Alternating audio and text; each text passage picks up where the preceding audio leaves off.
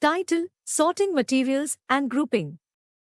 Objective: by the end of this lesson, students will be able to 1. Understand the concept of sorting materials based on their properties. 2. Identify different groups of materials based on their properties. 3. Classify objects into appropriate groups based on their properties. Materials. Times various objects made of different materials, example, plastic, metal, wood, glass. Times sorting trays or containers. Times chart paper or whiteboard. Markers or chalk. Times worksheets or activity sheets for practice. Duration, 45 minutes. Procedure. 1. Introduction, 5 minutes. Times begin the lesson by asking students about different types of materials they come across in their daily lives. Discuss why it is important to classify or group materials based on their properties. Introduce the concept of sorting materials and explain that materials can be grouped based on their similarities. 2. Sorting activity, 15 minutes. Distribute various objects made of different materials to the students. Instruct them to examine the objects carefully and sort them into different groups based on their properties.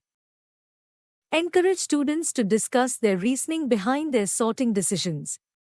Walk around the classroom, providing guidance and support as needed. 3. Grouping materials, 15 minutes. Times once the sorting activity is complete, gather the students together and discuss their findings. Times write down the different groups on the chart paper or whiteboard. Ask students to identify common properties within each group and discuss why those objects belong to the same group. Times reinforce the idea that materials within a group share similar characteristics. 4. Recap and application, 5 minutes.